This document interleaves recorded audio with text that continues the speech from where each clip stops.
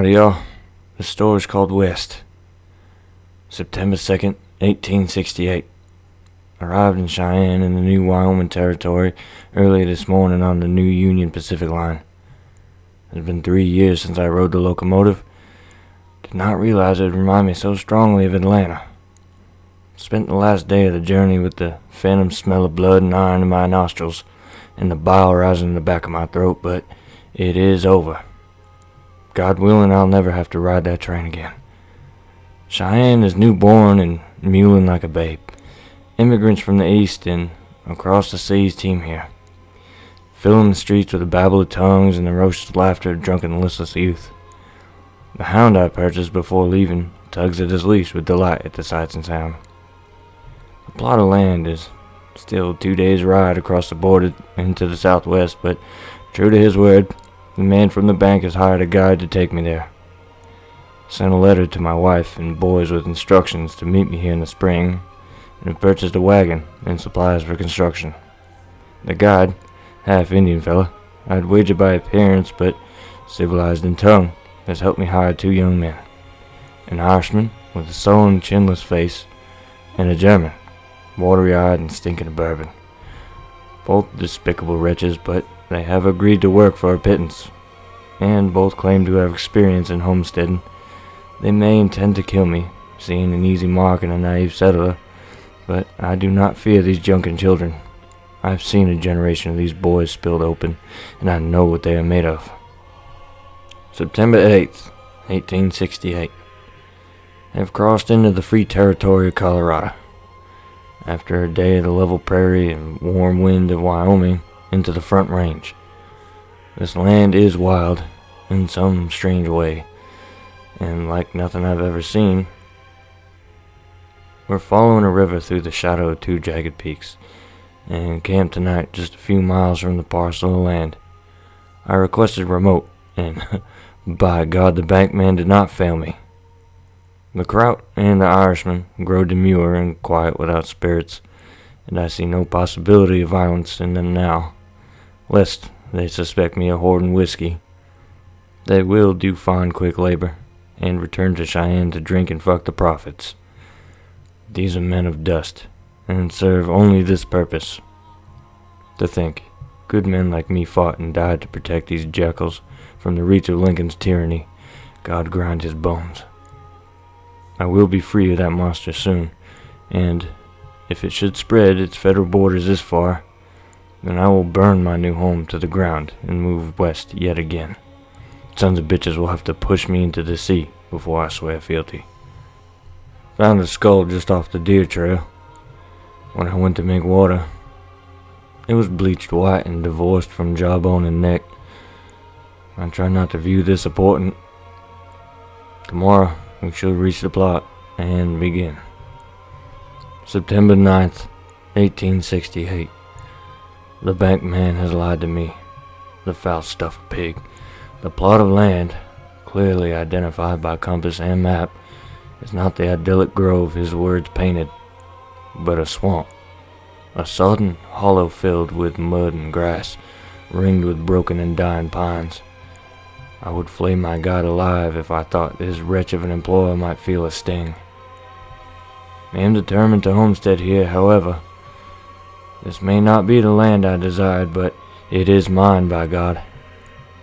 The Irishman and the German felled trees for me, and I have found the highest place, where the earth is damp the least. I will tame this land.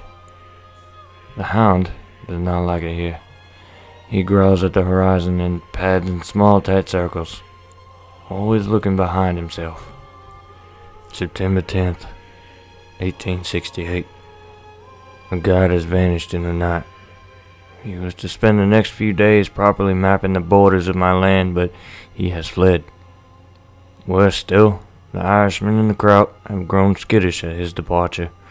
The German tells a tale of hearing screaming in the woods last night, but in morning light, the guide's tent and belongings were packed away and gone. It seems to me admit, but my first night was filled with unease. There is something about this land, unlike any in the East. It seems to breathe and pulse around me, like it watches me with a cold intelligence. The trees sing softly in the breeze, and in the smallest hours, when sleep had fled into the dark, I fancied I heard whispering voices in the breeze. I will share none of this with the laborers. They are weak and callow enough as it is. If superstition infects them, I will be left alone here while they flee. September 15th, 1868. The German is gone. I expected at first that he had turned his tail up back to Cheyenne. I was wise not to pay him up front. His companion, sick with fear and delusion, entered the cabin, shook me awake to tell me that he had been carried off in the night, same as our guide. I boxed his ears and dragged him out at their camp, where, as I suspected, his belongings were gone. But the wretch refused to work until we looked for his partner. Combed the woods all day with no signs of the German. Some of the night's alien gloom lingers in the woods throughout the day, and I must confess, leaping at the smallest noises. The hound, finding his purpose again, tracked the German's trail, only to find that it looped around the grove several times, spiraling outward from the cabin. The trail soon vanished, and Houghton began to strain at the leash, pleading for me to return him to the safety of our clearing. With the cabin in sight, at the edge of the trees, I made an unsettling discovery. At twice the level of man's height, a canvas rucksack hung from the dead branches of a massive gray and rotten pine. More unsettling, when I opened the satchel, I found the clothes of a much shorter man than I had expected. This was our guide's bag. I'll not tell the poor, fear-crazed Irishman when he returns. To credit his bravery, he still remains in the wood as night falls. I hear him shouting his companion's name as he follows a spiraling trail of no end. He is a fool, but braver than I believed. The dark has swept over the land like a sackcloth of revelations, and there isn't ice in my blood. I can no longer hear the Irishman now. The sounds of the night, the still unfamiliar tapestry of living bodies in the creek and towering pines drown out his cries. I feel foolish, but I fear for his safety. September 16th, 1868. I woke in the moonless night to the sounds of screaming, far in the distance. A whimpering, a tearing shriek that stilled even the noises of the dark. I laid, unable to move in the bedroll on the wooden floor, unsure for a time if I had ever actually left the battlefield hospital of Atlanta and waiting for cannon fire and musket fire. But it was only the one lone boy, screaming in the dark, and I was helpless to save him. I clutched the rifle close, and the hound lay shivering at my side. The boy screamed, his voice coming from every direction over the course of several hours before it dissipated into a soft whimper. We could do little but wait for daybreak. In the light of day, I forced the hound back into the maw of the woods. I feel like wilting and crying each time I contemplate leaving the swampy ring of trees, but even an Irishman deserves a cursory search. I found him near dusk. After following a now familiar spiraling trail, I reached the unnatural giant tree that once held the guide's belongings. It was fresh marked with the jagged, irregular cuts that exposed the rotting hotwood beneath. The cuts went high up into the boughs, and I had to strain my eyes to see, but what I finally made out made me suddenly ill. The boy lay cradled in two high branches, with his limbs dangling and cracked in a dozen false joints. His head was twisted, like he sought to imitate an owl, completely behind him. One glassy eye stretched wide next to an empty socket, and his tongue lolled out from his frozen jaw. He is owed a Christian burial. Even a papist is such as him, but I will need to fell the tree to fetch his body. I wish I had the strength and will to do it now, but the night of lost rest before and the day's gruesome business robs me of the desire for much besides sleep. September 17th, 1868. I am leaving this place. I lose all that I own, but if I leave in a few hours with the safety of the dawn, I leave with my life. I will see my wife and boys again.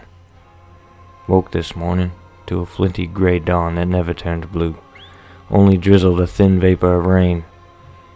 The idea that I could have dreamed of living here sickens me now. I sat all day on the porch of the house, to the very ground of the meadow looking threatening. The jagged teeth of the trees against the gray sky and the lapping of the puddled water in the wind gave me the uncanny feeling of being inside a gargantuan maw that has been closing down on me since the moment I arrived. I was still determined then to reclaim this land, to fill the bog and fell the trees, and make the fertile black soil work under my plow. How foolish now.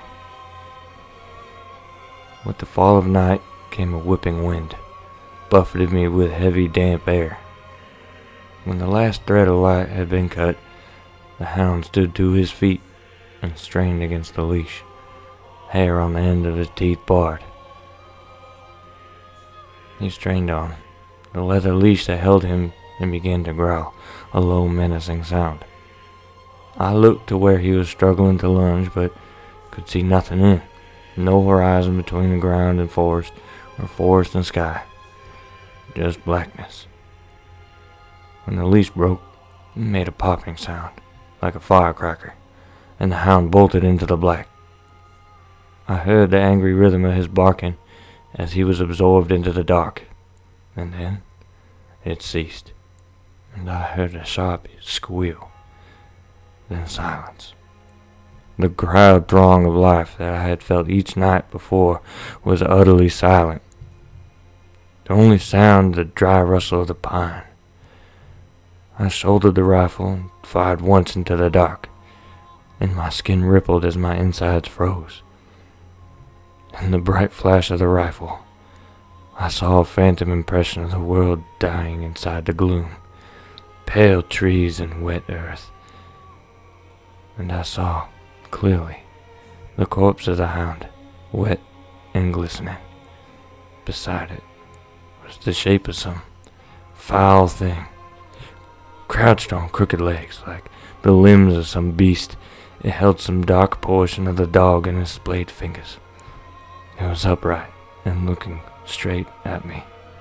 All I saw of its face was the bright diamond glint of two eyes, and teeth, so many teeth. The gunshot rolled down the valley in darkness, and I heard no movement from the blackness beyond. With all the speed I could muster, I fled for the cabin and barricaded the door with every crate and unused hearthstone I could find, gripping the rifle tight. I did my best to lay perfectly silently and swore to leave at first light. And when sleep finally came, it was fitful, and I awoke only a few hours later to a strange pinprick burning on my neck. I came awake to find the head of the dog perched like a trophy at the top of the barricade, which yet lay intact and undisturbed. Around me were hellish tracks of some beast, wet mud shapes that defied identifications. I put my hand to my throat and felt a line of small drops across it, blood welling up from a delicate scratch that ran from ear to ear. The room was empty, and still fortified from within, but it had been here with me moments before. It had mocked me, toyed with me, and left. And so, at first light, I will leave. September 18th, 1868. I am 10 miles from the cabin, and I cursed myself for a fool. With the morning sun and the meadow steamed and felt somehow safer, but still I packed my lightest valuable tools and left the cabin. 5 miles down the road, doubt set in. I have stopped to eat on this small bluff, looking out at the glory of God's creation, and I have made up my mind. Reading yesterday's entry flushes me with shame. What a coward I was. Whatever that thing is, it's a beast, and I am a soldier. I will hunt it trap it, and kill it. What God and Grant could not grind out of me, I will not relinquish to some wild animal. I will not leave my wife and sons paupers. I will be a man. I will return. June 29th, 1869.